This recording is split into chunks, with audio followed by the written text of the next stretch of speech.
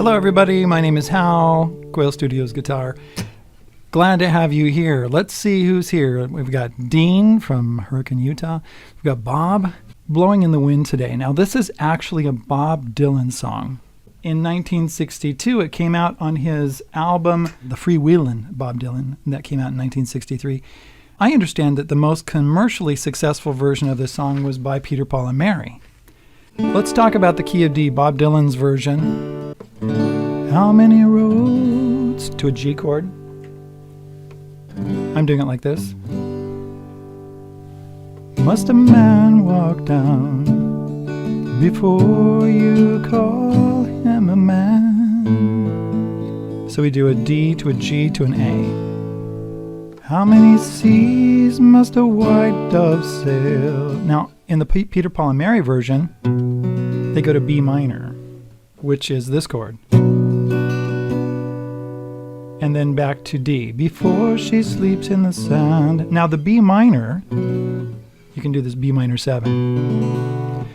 How many seas must a white dove sail?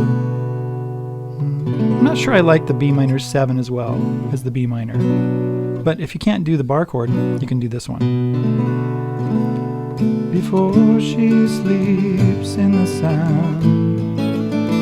Now for all of you who are wondering, yes, in the description of this video, there are 2 lead sheets that I put in there.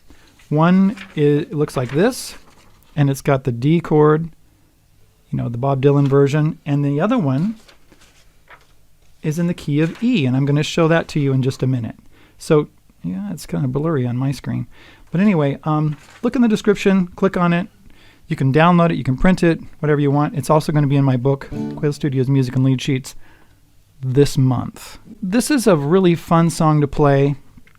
There are 3 verses. The chorus is, the answer, my friend, is blowing in the wind. The answer is blowing in the wind.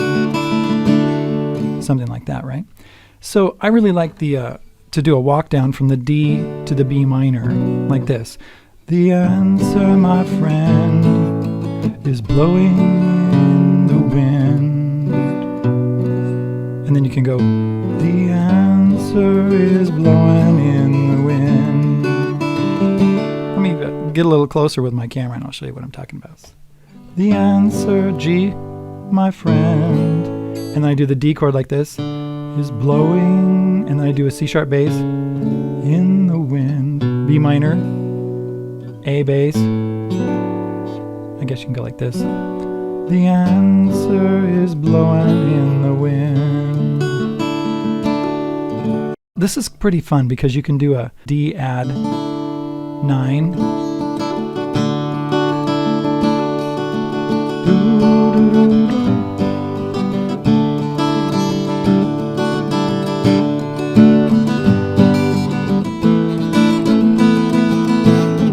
Right there, you could do that A. I just did, it's hard to see my hand, isn't it? What I do, let's see if I can get a better view. I was using a one-fingered A. I was doing an A sus4, A add 9 to an A. Well, I went like this. It's a little bit tough. And there it is. There's my A add 9. I'm actually just pushing down 2 strings with that one finger. Right? It's a little tough. It's a little interesting right there. You could do it like this. Right? With that kind of an A chord. Okay, so that's one way to do it. Let's do it with the key of E.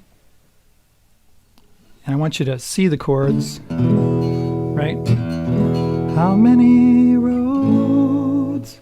Of course, if you want to, you can sing it an octave lower. How many roads must a man walk down? That goes down to an E.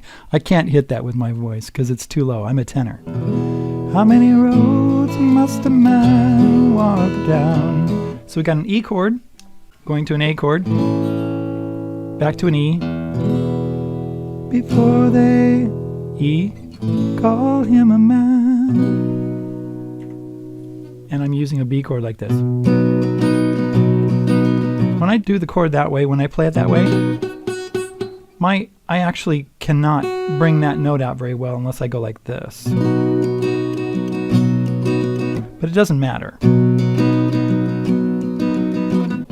How many roads must a man walk down before they call him a man? And how many seas must a white dove sail? This is really interesting right here. Check this out. When Paul plays White Dove Sail, he holds the E chord like this in this video. And I've got the link of the video in the description, so you can go watch it. I don't know which way to point. Down in the description. He does this. I think his neck is a little shorter. The scale length on his guitar is a little shorter because he can reach all the way over there. Either that or he's got a bigger guitar. I mean, bigger hands than I do. And what happens is that when you play, now I'm going to let go of that E chord and I'm going to put the first finger there on the G string first fret, the second finger on the D string second fret, and my pinky, my little finger, my fourth finger, on the fourth fret, A string. Oh, yeah, you could go like, White Dove Sail. It's actually a C sharp minor chord, but this is how he's doing it. He's going like this. Right? White Dove Sail. It's awesome. It's a cool way to do it. I never thought about this before. And so here's your C sharp minor that you would do normally. How many seas must the white dove sail? Right, you can do that. Or how many seas must a white dove sail before? So this one, this C sharp minor on the fourth fret, is a lot higher and it's harder to get to. Right? This one is a big stretch for me, but I like it.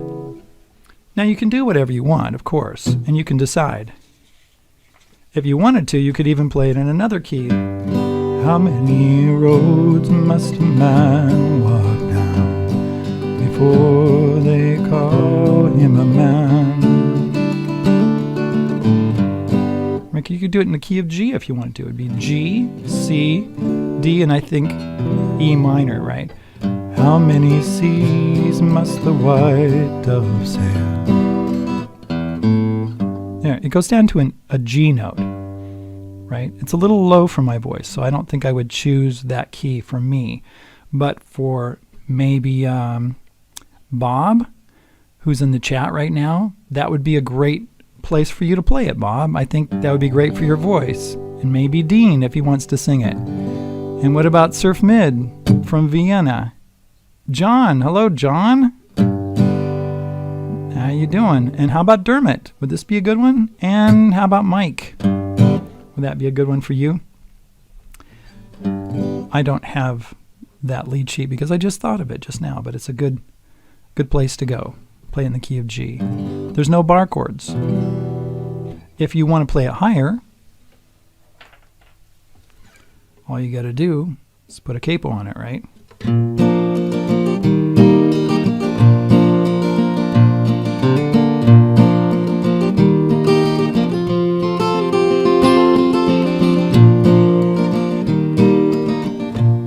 Like that.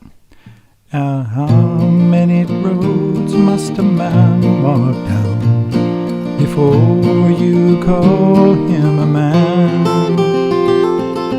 How many seas? Like that. Right, that would be the white dove sail before she sleeps in the sand. Something like that. I'm just doing that. It's kind of fun. I love it. Talk to you later.